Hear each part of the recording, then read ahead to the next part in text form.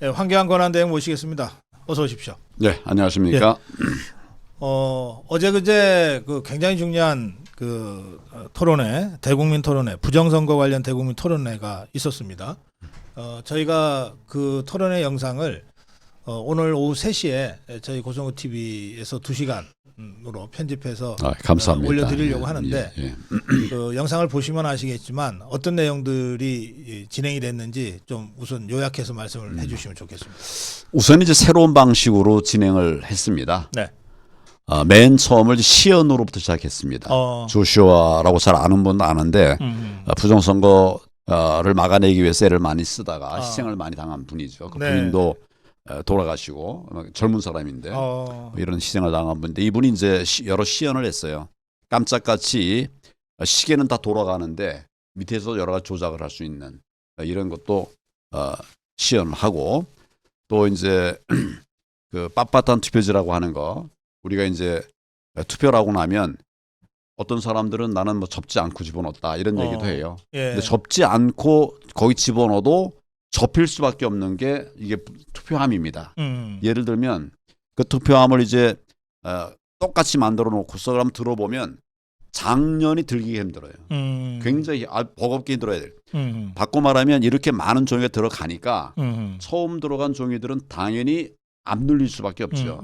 네, 빳빳한 투표지가 나올 수가 없죠. 이런 것들도 시연을 했는데 이 시연이 굉장히 임팩트가 있었던 것 같고 그로선 이제 우리 선관위가 12월 16일인가 이렇게 발표한 자료가 있습니다. 그동안 우리가 부정선거를 주장했던 여러 가지 얘기들에 대해서 나름대로 자기들은 조목조목 반박한다고 반박했어요. 네, 거기 한 몇 페이지 되는 이런 자료들을 가지고 우리가 한 페이지씩 한 문항씩 전문가 현장에 나온 전문가가 본인의 의견들을 얘기했습니다. 말하자면 잘근 씹었어요. 그리고 이제 나중에 반박 얘기를 들어봤는데 반박이 하나도 없더라고요. 그러니까 우리 그때 전문가들이 한 10여 분, 그 사계에 아주 정말 역량 있는 사람들이 그동안 같이 일해온 사람들이 가서 답변을 쭉 다 이제 한 겁니다. 그러고 나서는 이제 온 분들에게 질의를 받았습니다. 질의응답. 근데 이 행사장이 원래 120명 들어갈 수 있는 공간에서 빌렸는데 사람들이 막 밀려오는 거예요. 그래서 그 자리 120명을 200명이 넘기고 그러니까 옆에 한 5m 떨어지면 상현제라고 있습니다. 한 5분 정도 거리에 그 상현제에 가서 또 거의 70명석, 50명석 이런 걸 다 빌렸습니다. 전부 3개를 더 빌려가지고 거기서 했는데 한 500명 왔어요. 그러니까 질문을 한 사람에서 받을 수가 없어요. 그래서 이제 우리 종이를 들여가지고 질문지를 써달라 이래가지고 받아서 전부에 보니까 한 100여 장이 왔습니다. 100여 건이 왔어요. 그걸 이제 하나씩 풀어서 설명을 쭉 했죠. 저는 사실은 부정선거하는 분도 오시고 그보다도 부정선거가 없다라고 얘기하는 사람도 와라. 다 와라. 이렇게 얘기했어요. 그리고 이걸 여러 번 얘기했습니다. 다 들리게 했는데 막상 현장에는 부정선거가 없었다라고 얘기하는 사람은 거의 보이지가 않더라고요. 다 얘기하는데 부정선거가 있었다라고 얘기하는 것들에 다 호응하고 있고 한 2-3명 정도가 약간 의심스러운 사람도 있었어요. 근데 이 사람도 질문을 안 해요. 그러니까 결국은 이제 우리가 얘기한 것에 대해서 반박이 없었다. 뭐 이런 그런 평가를 할 수가 있을 것 같습니다. 지금 트럼프 대통령이 사실은 이제 선거에서 이겼기 때문에 굳이 부정선거 얘기를 안 해도 되는데 그런데 그 당선인 축하 자리에서 부정선거 얘기를 강력하게 했고 그리고 앞으로 그 취임하고 나면 부정선거에 대한 전면적인 수사가 될 거라고 다들 예상들을 하고 있더라고요. 그 트럼프 대통령의 그 부분에 대해서는 어떻게 보십니까? 이게 부정선거를 알면 가만히 있을 수가 없습니다. 가만히 있을 수가 없어요. 이겼다 하더라도. 그러면 왜냐하면 그 다음에 또 저질러질 테니까. 그러니까요. 그러니까 계속 우리가 어떻게 우리가 생각하는 자유민주주의 가치를 지켜나가려고 그러면 부정선거는 끝내고 예를 들면 부정선거 일어난 일에 대해서 진상을 밝힌 뒤에 이 범죄자들을 처벌하고 제도적인 개선까지 하는 이런 것들을 끝날 때까지 아는 사람들은 가만히 있을 수가 없습니다. 저도 뭐 굳이 그 나와서 표현하고 늘 필요가 없는 사람이에요. 그렇지만 부정선거를 아니까 가만히 있을 수 없다. 그래서 나오죠. 트럼프 대통령도 마찬가지라고 생각합니다. 이번에 윤석열 대통령의 비상계엄 발동의 그 주요한 그 동기 또는 이유가 부정선거 그동안 제기됐던 부정선거 의혹을 선관위가 헌법기관임을 내세워서 막으니까 이거를 계엄령하에서 압수수색 영장 없이도 수색할 수 있다는 그 부분을 염두에 두고 한 거다 이런 해석이 있는데 어떻게 보세요? 그렇죠. 저도 그렇게 보고 있습니다. 예. 그러니까 계엄이라고 하는 그 자체보다도 본질을 봐야 된다. 저는 계속 그런 얘기를 하고 있습니다. 예. 본질이라는 것이 결국 부정선거를 막기 위해서 선관위를 압수수색한 겁니다. 부정선거를 막기 위해서 선관위를 그동안 선관위 압수를 못했거든요. 네. 우리가 여러 노력을 했지만 국정원이 보안 점검을 하겠다고 하더라도 그걸 꽉 막고 있었거든요. 네. 수도 없이 많이 국민들이 이제 지적하고 하니까 그때서야 살짝 열었는데 그것도 국정원 선관위원회 전체 틀의 5%만 공개를 했습니다. 그러고도 선거에서 굉장히 많은 부정 사례들을 밝혀냈죠. 사전투표 부정, 네. 사전투표 부정이 가능하다. 당일 투표도 조작이 가능하다. 개표도 가능하다. 뭐 예를 들어 보안도 엉터리다. 보안 번호가 비밀번호가 1, 2, 3, 4, 5랍니다. 그러니까 정말 초등학교에서도 안 쓰는 이런 걸 다 밝혀냈지요. 대통령도 당연히 아시겠죠. 제가 이제 대통령하고 대선 후보 토론회 갈 때 예. 그때 이제 TV 토론에서 제가 그 후보들 전부 8명이 나왔는데 7명에게 남하고 다른 5명에게 7명에게 다 물어봤어요. 어떻게 네. 생각하느냐. 그때 윤석열 대통령이 다른 사람은 거의 말이 없었어요. 부정선거 없다라고 하는 자도 있었고 그때 거의 말이 없었는데 윤석열 대통령만 저 총장 때 보고를 받아 보니까 뭐 종로의 경우에 뭐 이런저런 문제가 있었더라 이런 얘기도 들었다. 종로라는 게 제가 출마했던 거거든요. 예. 그러면서 부정선거에 대한 여러 가지 얘기를 들었는데 그다음에 총장 그만두면서 이제 그냥 더 이상 추진하지 못했다. 네. 이렇게 얘기를 했었는데 이번에 이제 계엄이라고 하는 이름으로 계엄의 틀로 하려고 했던 것이 네. 사실은 이제 부정선거의 핵심 선관위의 3곳 중앙선관위원회를 비롯해서 3곳 핵심 지역을 압수수색을 한 거죠. 그러니까 이분이 다 알고 있었던 거예요. 네, 지금 네. 우리가 계속 얘기하는 게 지금 다른 방법이 없다.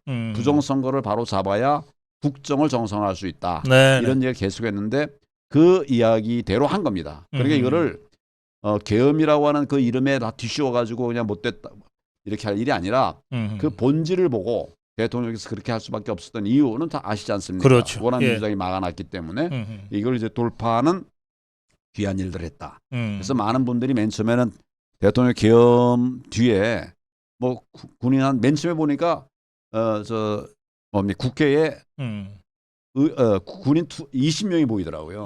계엄 발령 났다고 하는데 군인이 20명밖에 없어요. 그래서 이게 뭐냐? 그래서 나중에 보니까 한 200명 정도가 들어왔다고 그래요. 네. 국회 쪽으로는 280명 전부 합쳐서. 국회는 한 200명 갔다고 들었어요.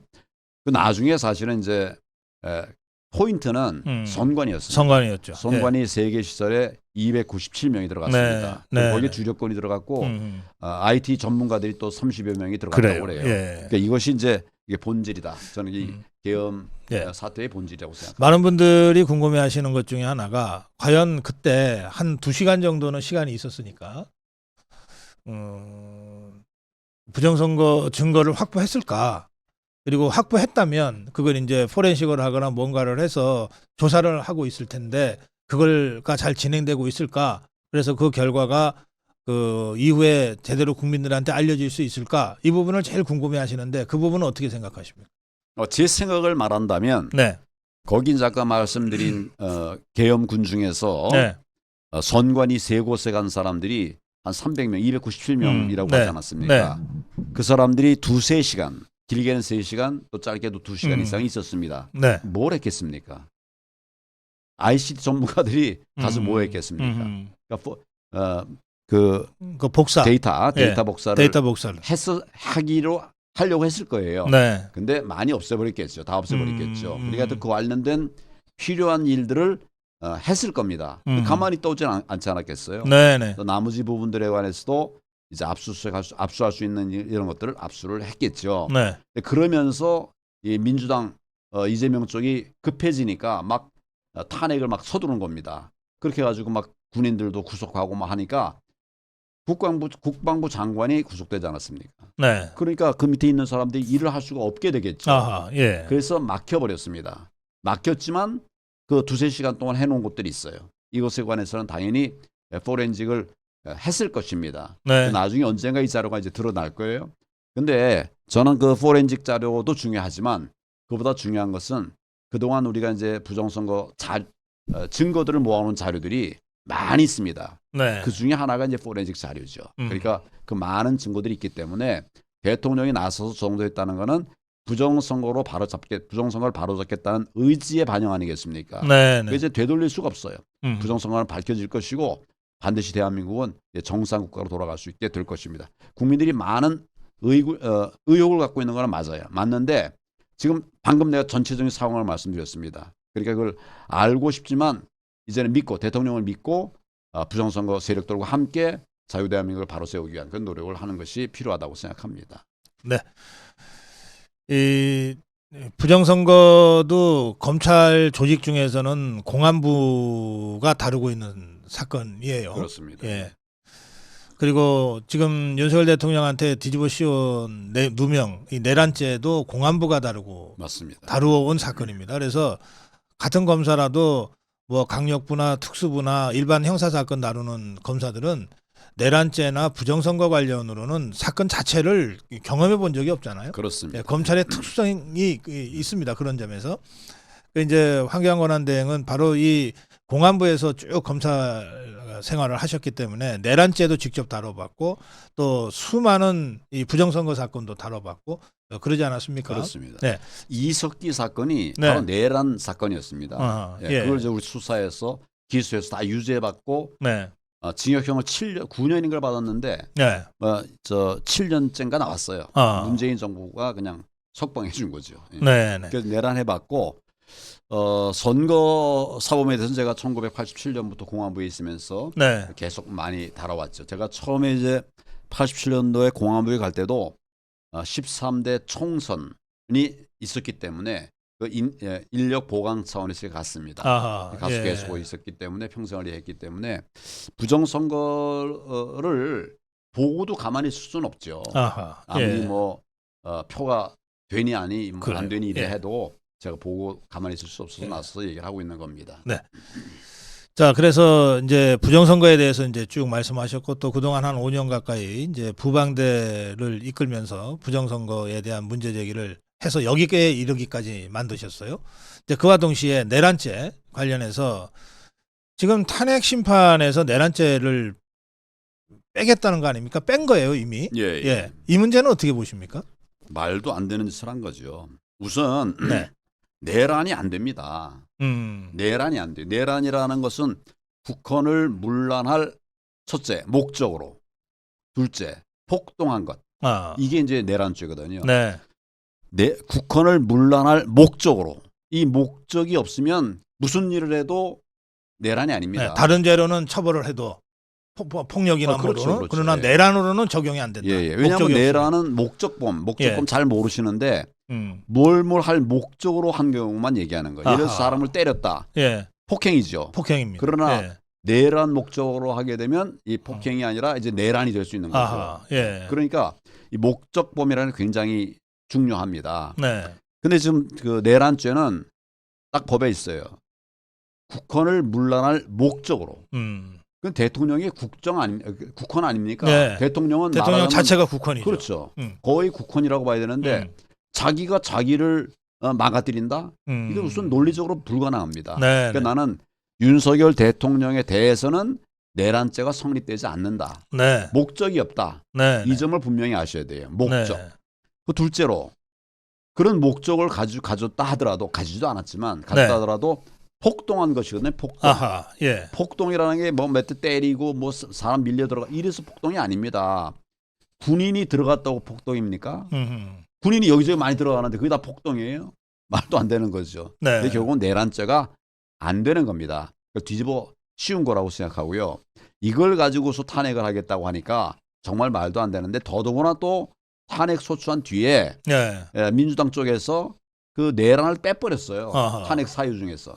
그럼 알맹이가 없는 거죠.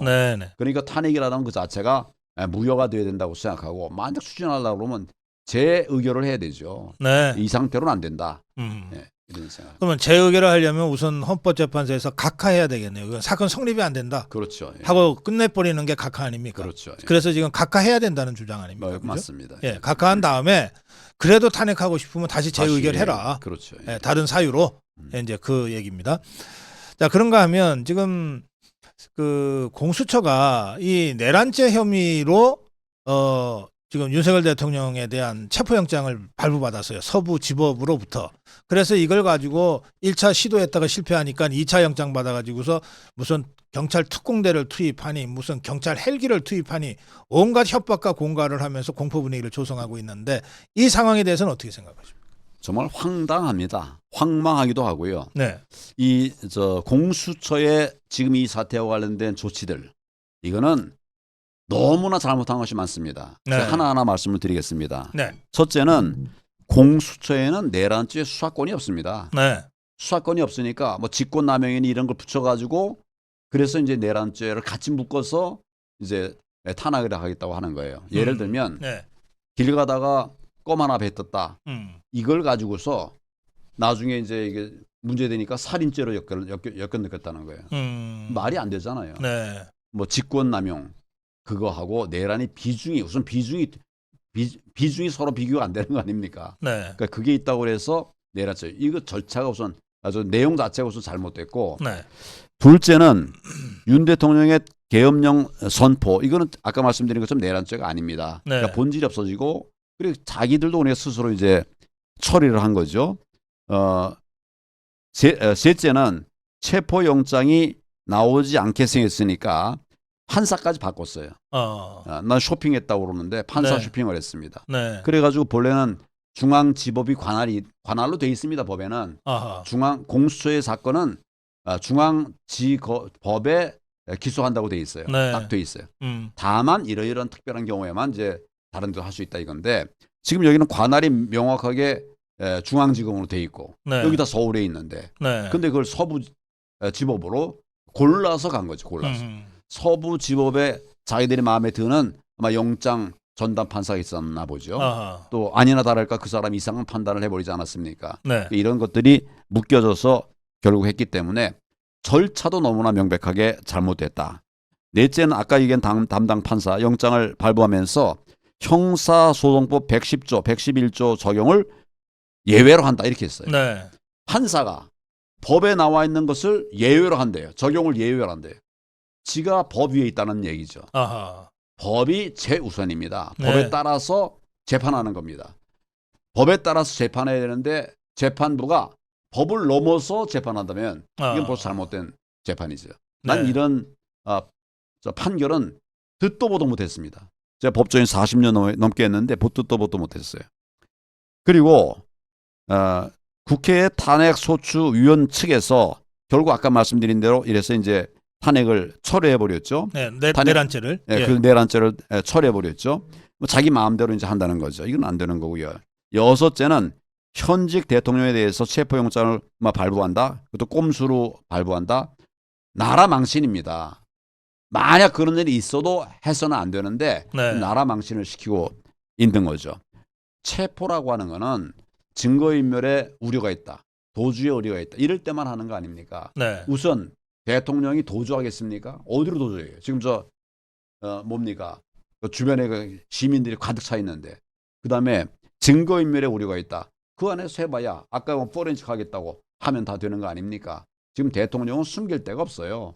그래서 이 부분도 잘못된 것이고 네. 일곱 번째 얘기를 한다면 현직 대통령에 대해서 조사 방법이나 뭐 절차 이런 것들을 다 무시하고 이렇게 막무가내로 밀어붙이는 이건 세계적으로 유례가 없는 일입니다. 네. 유례가 없는 짓을 한 거예요.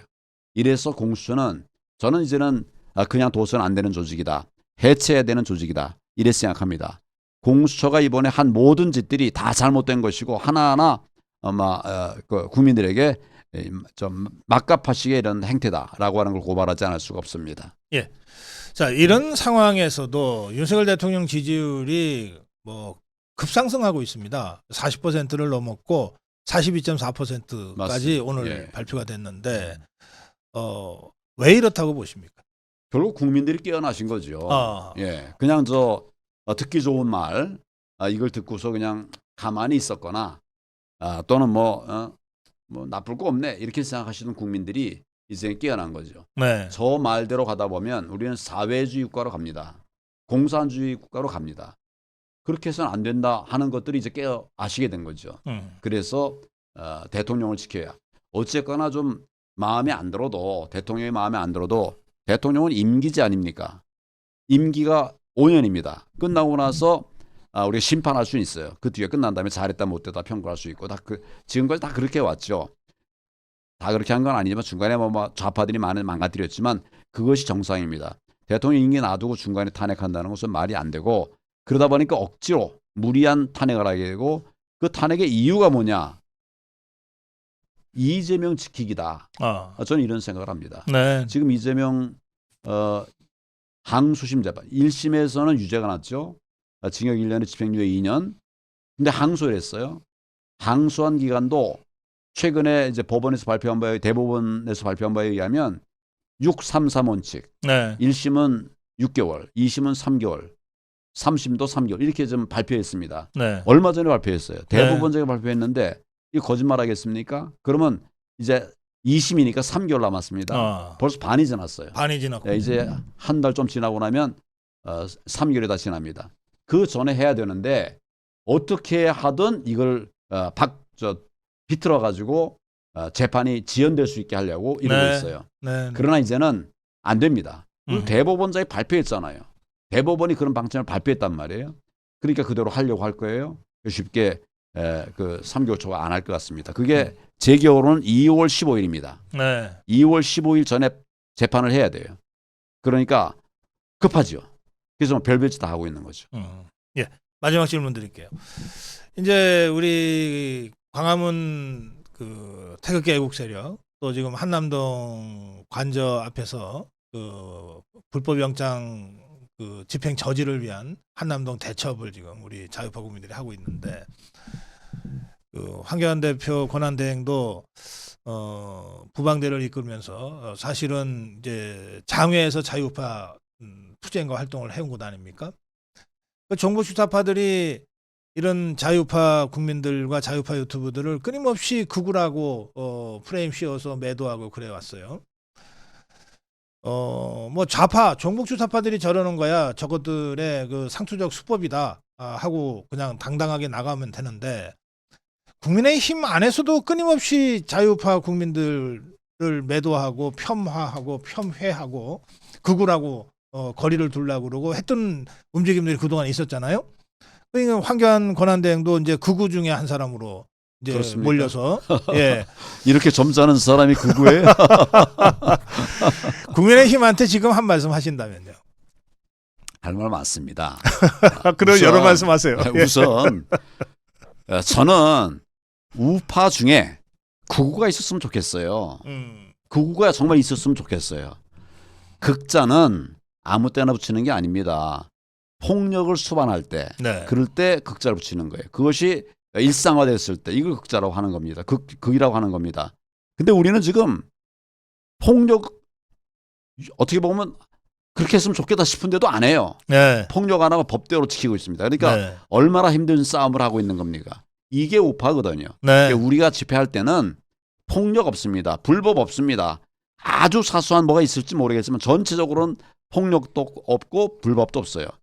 좌파는 집회할 때마다 폭력을 합니다. 불법을 네. 합니다. 극우는 없습니다. 극좌는 너무 많아요. 이 부분에 대한 인식이 좀 필요할 것 같고 네.